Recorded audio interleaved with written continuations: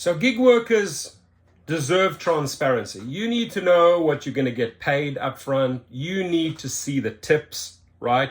Because you have to do the calculations and find out for yourself, hey, is this gig, this one specific gig that I'm about to enter, worth it, right?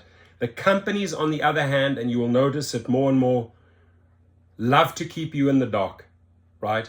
Because if they would shed light on the fact, right, you're earning this, you're getting tipped this, too many Doordashers, drivers, you name it, food delivery drivers, rideshare drivers would deny those trips. So more and more, the goal of these companies and the CEOs is to keep you in the dark.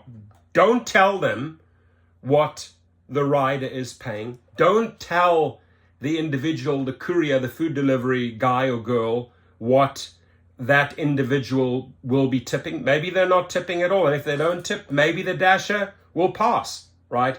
So what's frustrating here, you can see it in the scenario with Para that's been cut off, right? They've literally been, Doordash is closing up that information that was so useful to Doordashers via Para because it offered you transparency, right? So the whole goal here, my friends, you will see it more and more, is keep them in the dark. Don't let them know what we're paying riders or people ordering food, because they will get upset, because then they will find out that they're not getting a part of that fee, right? So here, what I like about Para, you know, they bringing the fight now to Doordash, to Tony Zhu, and that's another scum CEO, right? Giving himself $400 million last year. It's just the trash of the trash. I spoke to him once on the phone, and he made some dumb remark about, hey, meet up in San Francisco at a restaurant, followed by another stupid dumb remark that it's not even worthwhile mentioning here. I've spoken to the guy. But here's a fact. Over 56% of gig workers' pay comes from tips. You need to know. It needs to be transparent, right?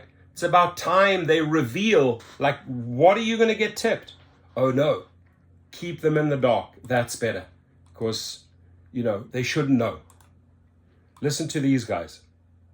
All the information I needed, I ended up losing money that hour, making as little as $5 an hour. You can't ignore the elephant in the room here, guys. I'm looking at you, Doordash.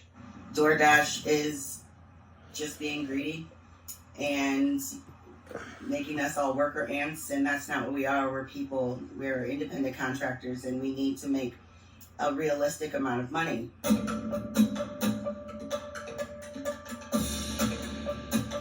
my name is Eddie, and I am an independent contractor. I do all kinds of gigs: Uber, Doordash, Instacart, Amazon Flex.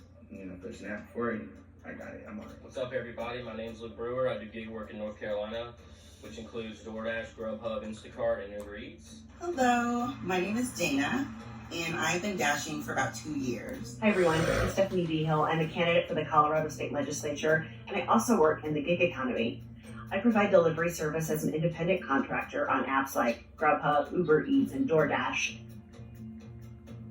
Transparency matters to me because if I can't see how much I'm going to make for Thank this you. order, there's Thank you. a lot of times where I'll accept an order, and because I didn't have all the information I needed, I ended up losing money that hour, making as little as $5 an hour. The economy right now is so crazy that even with a full-time job, it still is pushing it with making bills and doing everything. And I can't tell you how many times that I've gotten a 15, 20 mile trip that gives you $5. So that's making no sense when gas is $4.95, over $5 sometimes. And I just feel that Doordash is just being greedy and making us all worker ants, and that's not what we are. We're independent contractors, and we need to make a realistic amount of money in order to keep this going. To fill my tank, I drive a Chevy Traverse, and to fill this tank, it's over $100. I'm not going to take trips in a day and make $50. That makes 0 cents when I waste $120 in gas. So Usually, DoorDash gives me an order and sends me on a wild goose chase where I can make nothing, or my car depreciates even further and I drive and make nothing, and it appears I made money, but I actually lost money in theory.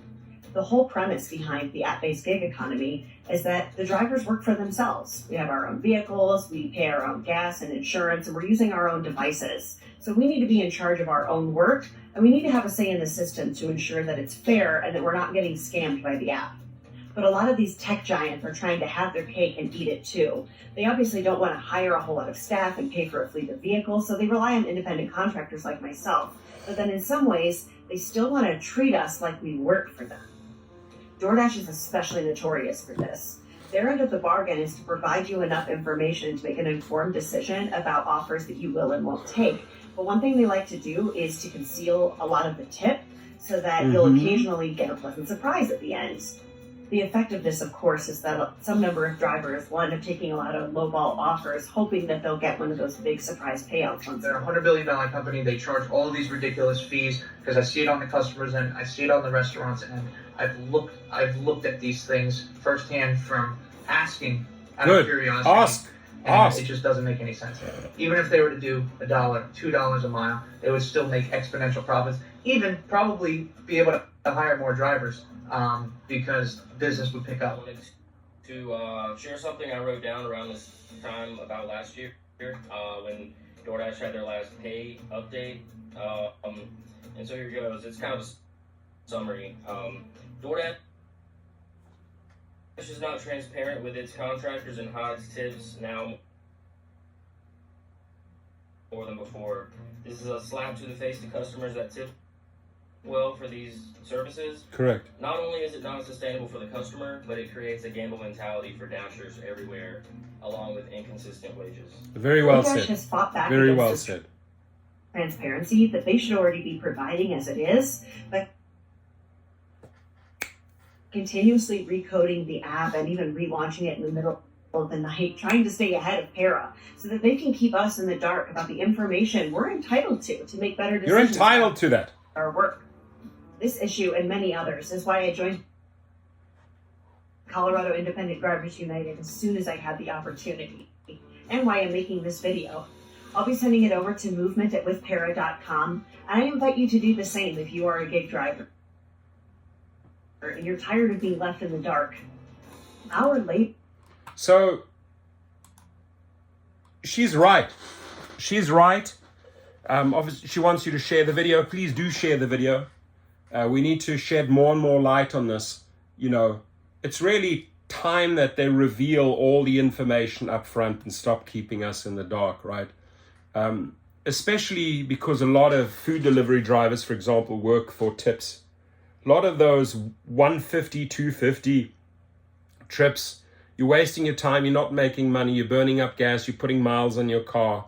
You need to know who is tipping. And as an independent contractor, which they say you are, you get to pick and choose your trips. They don't get to dictate and keep you in the dark. So please comment and let me know how you feel about this, and stay safe out there. Thank you.